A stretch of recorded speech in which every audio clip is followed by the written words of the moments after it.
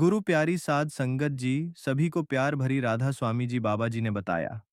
आज की साखी में एक कुत्ते ने यमराज को सुनाई। मनुष्य जीवन की कड़वी सच्चाई सुनकर आप भी चौंक जाएंगे। इस प्राचीन साखी में हम आपको बताएंगे कि कैसे एक कुत्ता यमलोक पहुंच जाता है और यमराज से शर्त लगाता है, और यमराज उस शर्त में कुत्ते से हार जाते हैं, और फिर यमलोक के सारे नियम बदलने पड़ते हैं। इस साखी में हम जानेंगे भगवान विष्णु ने यमराज को मनुष्य जीवन के संबंध में कौन सा महत्वपूर्ण ज्ञान दिया है। तो चलिए, आपका समय बर्बाद ना करके साखी को शुरुआत करते हैं। प्राचीन काल में मध्य देश में एक अत्यंत शोभायमान नगरी थी। उस नगरी में एक धनवान सेठ रहता था। वह उस सेठ के पास एक लाल रंग का कुत्ता होता है। वह सेठ बहुत लालची और कपटी स्वभाव का होता है, किंतु वह भगवान विष्णु का परम भक्त होता है। वह हमेशा अपने इष्ट देव भगवान विष्णु की पूजा आराधना करता रहता था। फिर एक दिन उस सेठ की भक्ति से प्रसन्न होकर भगवान विष्णु उससे मिलने के लिए पधार हैं और उसे दर्शन देते हैं और कहते हैं, हे वत्स, मैं तुम्हारी भक्ति से अत्यधिक प्रसन्न हूँ। मांगो, तुम्हें जो भी वर चाहिए, तुम्हारी जो भी इच्छा और मनोकामना है, मैं अवश्य पूर्ण करूंगा। वह सेठ भगवान विष्णु से कहता है, हे प्रभु, मैं आपके दर्शन करके धन्य हुआ। प्रभु, मुझे कुछ नहीं चाहिए, मेरे पास आपका दिया हुआ सब कुछ है। फिर वह सेठ एक सादा कागज निकालता है और भगवान विष्णु से कहता है, हे प्रभु, आप इस कागज पर अपने दस्तखत कर दीजिए, ताकि मैं दुनिया के लोगों को भगवान के होने का सबूत दिखा सकूं। आजकल दुनिया में कोई यह मानना ही नहीं चाहता है कि भगवान है। फिर भगवान ने कहा, ठीक है वत्स, लाओ, मैं तुम्हारे कागज पर दस्तखत कर देता हूँ। इतना कहकर भगवान विष्णु उस सेठ के कागज पर दस्तखत कर देते हैं और अंतर्ध्यान हो जाते हैं। फिर वह सेठ उस कागज को हमेशा अपनी जेब में ही डालकर रखता था, ताकि वह दूसरों को भगवान के होने का सबूत दिखा सके। फिर कुछ दिनों बाद उस सेठ का वह कुत्ता मर जाता है, जिससे वह सेठ बहुत ही दुखी हो जाता है। सेठ का कुत्ता मृत्यु के बाद यमलोक में जाने लगता है। फिर यमलोक पहुंचने के बाद वह कुत्ता यमराज के सामने आकर खड़ा हो जाता है। यमराज उस कुत्ते का लेखा जोखा निकालते हैं और कहते हैं, हे श्वान, तुमने तो पशु का जन्म पाकर भी कोई पाप नहीं किया है। तुमने हमेशा अपने मालिक के साथ वफादारी की है, कभी किसी पशु पक्षी आदि प्राणियों को कष्ट नहीं दिया है। तुमने अपने सभी काम बड़े ईमानदारी के साथ किए हैं।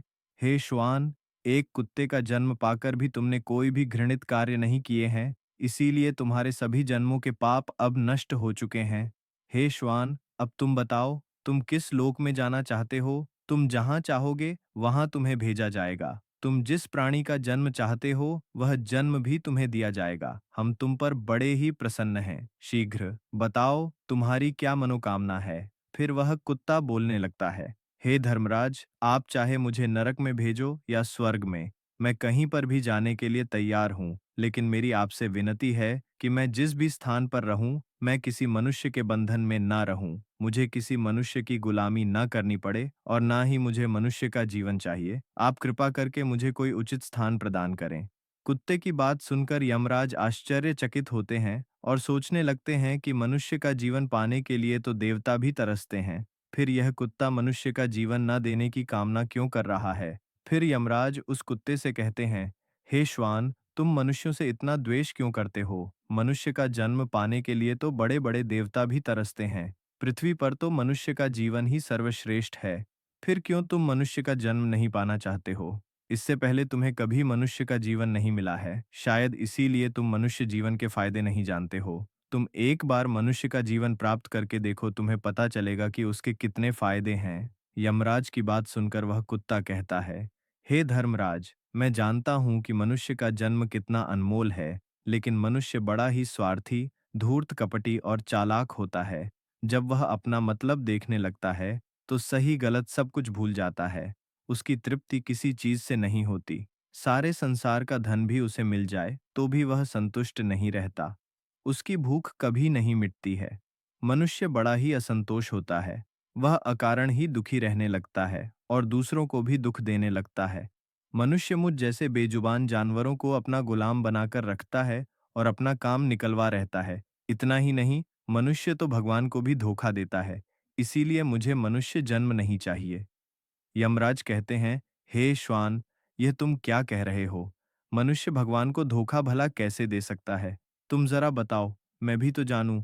फिर कुत्ता कहने लगता है, हे धर्मराज, मनुष्य जब मंदिर में जाता है तो स्वार्थी मन से भगवान की पूजा करता है। भगवान से कहने लगता है, हे भगवान, मेरा यह काम बना दो, मैं इतने पैसे चढ़ाऊं, दान धर्म करूंगा, भंडारा करूंगा, गरीबों को कपड़े दान करूंगा। लेकिन जब उसका काम पूरा हो जाता है तो वह सब कुछ भूल जाता है। आगे बढ़ने की होड़ में वह अपनों का ही शोषण करता रहता है, एक दूसरे की टांग खींचने में लगा रहता है, न खुद ऊपर उठने का प्रयास करते हैं, न दूसरों को उठने देते हैं, न चैन से खाते हैं, न खाने देते हैं। अपना काम बनाने के लिए दूसरों को धोखा देता है।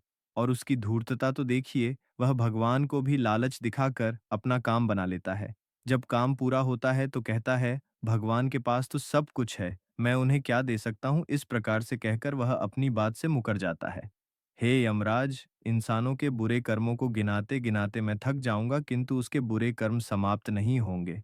उसकी चालाकी के आगे तो देवता भी कुछ नहीं है। कुत्ते की बात सुनकर यमराज कहते हैं, हे श्वान, माना कि इंसान बहुत चालाक है, लेकिन वह हम देवताओं को मूर्ख नहीं बना सकता, क्योंकि हमारे यहाँ जितने भी जीव आते हैं उन्हें हम ही दंड देते हैं। उसने पृथ्वी लोक पर कितनी चालाकी क्यों ना की हुई हो, उसे मृत्यु के बाद यही आना पड़ता है। सभी इंसान यहाँ पर आकर हमारे सामने रोते हैं, माफी मांगने लगते हैं, नरक जाने के भय से, और मेरे भयंकर रूप को देखकर थर थर कांपते हैं। सभी मनुष्य हमारे अधीन रहकर ही काम करते हैं। फिर वह कुत्ता बोलता है, हे धर्मराज, आपके पास जितने भी मनुष्य आते हैं वे सब मरे हुए होते हैं। आपका पाला किसी जीवित इंसान से नहीं पड़ा है। यदि आप किसी जीवित मनुष्य को यमलोक लेकर आओगे तब आपको पता चल जाएगा कि जीवित इंसान कितना खतरनाक होता है। उस कुत्ते की बात सुनकर यमराज को आश्चर्य हुआ और गुस्सा भी आ गया। वे सोचने लगे, यह तो हमारे यहाँ पर आकर हमारा ही अपमान कर रहा है। इस तुच्छ कुत्ते को दिखाना होगा, हमारे सामने कोई इंसान कुछ भी नहीं है। इंसानों की चालाकी हमारे सामने नहीं चल सकती। इस बात को साबित करने के लिए यमराज अपने दूतों को बुलाते हैं और कहते हैं, हे दूतों, जाओ और इस कुत्ते के मालिक को जीवित ही उठाकर यमलोक लेकर आ जाओ। हम भी देखते हैं कि जीवित इंसान हमारे सामने क्या चालाकी करता है। अगर यह कुत्ता गलत साबित होता है तो इसे अनेक वर्षों तक नरक में डाला जाएगा। उस कुत्ते को पूरा यकीन था कि एक अकेला जीवित मनुष्य स्वर्ग लोक में खलबली मचा देगा। फिर यम के दूत धरती लोक पर जाते हैं और उस कुत्ते के मालिक को अर्थात उस सेठ को चारपाई के साथ उठाकर यमलोक ले जाने लगते हैं। तभी बीच रास्ते में उस सेठ की नींद खुल जाती है और वह देखता है कि दो अत्यंत हृपुष्ट सिंगों वाले यमदूत उसे चारपाई के साथ उठाकर यमलोक ले जा रहे होते हैं। वह सेठ उन यमदूतों से पूछने लगता है, हे यमदूत, क्या मेरी मृत्यु नींद में हो चुकी है? तब यमदूत कहने लगते हैं, नहीं मनुष्य, तुम अभी जीवित ही हो। फिर वह सेठ कहता है, फिर आप दोनों मुझे कहाँ ले जा रहे? मैंने कौन सा पाप किया है? यम के दूत उस सेठ को सारी कहानी बता देते हैं और कहते हैं, तुम्हारे कुत्ते ने यमराज से कहा है कि जीवित मनुष्य बहुत चालाक होता है, इसीलिए इस बात का परीक्षण करने के लिए यमराज ने आपको जीवित ही यमलोक लाने के लिए कहा है। उस सेठ को पूरी बात समझ में आती है और वह कुछ देर तक सोचने लगता है और फिर तुरंत उसकी जेब में रखा हुआ वह कागज निकालता है जिस पर भगवान विष्णु ने दस्तखत किए हुए होते हैं। वह उस कागज पर कुछ लिख देता है और फिर से कागज को अपनी जेब में रख लेता है। यमदूत उस सेठ को लेकर यमराज के दरबार में उपस्थित हो जाते हैं। उस सेठ को देखते ही यमराज जोर जोर से हंसने लगते हैं और सोचने लगते हैं, यह तुच्छ मनुष्य भला मेरा क्या बिगाड़ पाएगा। फिर वह सेठ जाकर यमराज के सामने खड़ा हो जाता है और अपनी जेब से वह कागज निकालकर यमराज को देता है। जब यमराज उस कागज को खोलकर पढ़ने लग तो वे तुरंत ही सिंहासन से उठकर खड़े हो जाते हैं और उस सेठ को सिंहासन पर बिठाकर खुद उसके स्थान पर खड़े हो जाते हैं, जिसे देखकर यमराज के सभी दूत चौंक जाते हैं। सोचने लगते हैं, यमराज यह क्या कर रहे हैं? एक मानव को अपने सिंहासन पर बिठा रहे हैं। यह जरूर कोई पहुंचा हुआ इंसान लगता है। वह सेठ अब यमपुरी का राजा बन जाता है। यमराज भी उसका आदेश मानने के लिए विवश हो जाते हैं। फिर वह सेठ सिंहासन पर बैठते ही यमलोक के सभी कानून बदल देता है और यमराज को ही यमलोक के द्वार का पहरेदार बना देता है। फिर वह सेठ सोचने लगता है, जब मैं मर जाऊंगा तो मुझे भी यहाँ पर आना पड़ेगा और मेरे पाप कर्मों के कारण मुझे भी नरक में डाला जाएगा। इसीलिए उस सेठ ने नरक में पड़े सभी प्राणियों को स्वर्ग में डालने का आदेश दिया और नरक का द्वार हमेशा के लिए बंद कर दिया। और फिर सभी यमदूतों को आदेश दिया कि आज के बाद किसी भी प्रा को नरक में नहीं डाला जाएगा, सभी प्राणियों को स्वर्ग में ही भेजा जाए। सेठ के इस आदेश को सुनकर स्वर्गलोक में खलबली मच गई। सभी देवता हैरान हो गए, लेकिन वे कर भी क्या सकते थे। आदेश यमलोक के राजा ने दिया था, इसीलिए चुपचाप सभी उसका पालन करने लगे। स्वर्गलोक का संतुलन पूरी तरह से बिगड़ गया। धीरे धीरे स्वर्गलोक में जीवों की भीड़ बढ़ने लगी, जिनकी सेवा करके स्वर्गलोक के कर्मचारी और अप्सराएं परेशान होने लगे और सोचने लगे इतने सारे जीवों की सेवा कैसे कर पाएंगे। उधर वह कुत्ता सोचने लगा, यमराज को जीवित मनुष्य को यमलोक में लाना कितना महंगा पड़ गया। सेठ जी ने सब कुछ बदल दिया है, आखिर ऐसा कैसे हुआ। फिर वह कुत्ता अपने सेठ के पास गया और पूछने लगा, सेठ जी, आपने यह सब कैसे किया? अब तो आप यमलोक के राजा बन गए हैं, अब मैं सारे जीवन आपका दास बनकर रहूंगा। कृपया आप मुझे बताइए कि आपने यह सब कैसे किया। तब उस सेठ ने धीरे से उस कुत्ते के कान में कहा, जब मुझे पता चला कि मुझे जीवित ही यमलोक ले जाया जा रहा है, तो मैंने भगवान विष्णु के दस्तखत किए हुए कागज पर यह लिख दिया कि जिस जीवित मनुष्य को यमराज यमलोक बुला रहे हैं, उसे यमलोक का राजा बना दिया जाए। यही मेरा आदेश है। उस कागज पर भगवान विष्णु के दस्तखत देखकर यमराज को लगा कि यह भगवान विष्णु का ही आदेश है, तो उन्होंने बिना विचार की यही मुझे यमलोक का राजा बना दिया। सेठ की बात सुनकर वह कुत्ता बहुत खुश हुआ और सोचने लगा, इंसानी दिमाग चाहे जहां भी रहे, खुरापात तो करेगा ही। इधर यमलोक का ऐसा हाल देखकर सभी देवता भगवान विष्णु से मिलने के लिए वैकुंठ चले गए और उन्हें सारी बात बता दी। देवताओं की सहायता करने के लिए भगवान विष्णु तुरंत ही यमपुरी में आ गए, तो उन्होंने देखा कि यमराज यमलोक के द्वार पर पहरा दे रहे हैं। फिर यमराज के सिंहासन पर कौन बैठा है? भगवान विष्णु को देखते ही यमराज उनसे प्रार्थना करने लगे और कहने लगे, हे प्रभु, आपकी यह लीला बड़ी ही विचित्र है। धरती के एक साधारण मनुष्य को आपने यमलोक का राजा बना दिया और मुझे पहरेदार। भगवान विष्णु यमराज से कहते हैं, हे धर्मराज, यह मैंने नहीं किया है, यह तो मनुष्य के चालक दिमाग का कमाल है। यदि तुम जीवित मनुष्य को यमलोक लेकर आओगे तो यही होगा। इसीलिए मैंने मृत्यु के बाद ही मनुष्य को यमलोक लाने का आदेश दिया था, ताकि मनुष्य के सभी दोष और स्वभाव शरीर के साथ नष्ट हो जाए और केवल उसकी आत्मा ही यमलोक में प्रस्थान करे। किंतु आप तो एक जीते जागते मनुष्य को ही यमलोक उठाकर लेकर आए। यमराज से इतना कहकर भगवान विष्णु आगे बढ़े। फिर जब उस सेठ ने भगवान विष्णु को आते हुए देखा, तो वह तुरंत यमराज के सिंहासन से उठकर खड़ा हो गया और बोलने लगा, हे प्रभु, मुझे क्षमा करो। मैंने अपने कुत्ते को नरक में जाने से बचाने के लिए और मनुष्य की बुद्धि का बल दिखाने के लिए ही ऐसा किया। मैं आपके द्वारा दिए गए वरदान का दुरुपयोग नहीं करना चाहता था।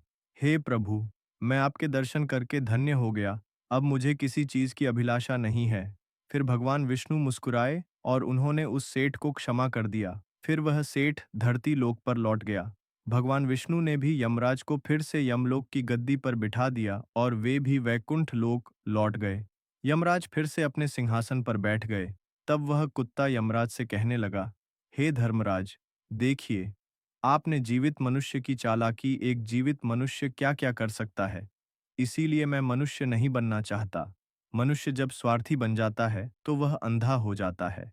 उसे दोस्त परिवार दिखना बंद हो जाते हैं। लालच में वह धर्म को भी भुला देता है और अनिष्ट कार्य करने लगता है। जब तक वह शास्त्र अनुसार कर्म करता है, तभी तक सुखी रहता है, और जब धर्म से विमुख हो जाता है तो क्लेश और बीमारियां उसे घेर लेती हैं और उसका पतन हो जाता है। फिर यमराज उस कुत्ते को क्षमा कर देते हैं, उसे स्वर्ग में भेज देते हैं और यमलोक के बदले हुए कानूनों को फिर से सही कर देते हैं। तो दोस्तों, इस प्रकार से एक कुत्ते ने यमराज को मनुष्य के जीवन की सच्चाई बताई है। यह साखी आपको कैसी लगी, कमेंट करके जरूर बताएं। अगर यह जानकारी अच्छी लगी तो वीडियो को लाइक जरूर करें और कमेंट में राधा स्वामी जी जरूर लिखें। साथ ही चैनल को सब्सक्राइब करें। मिलते हैं अगली वीडियो में। आप सभी का राधा स्वामी जी।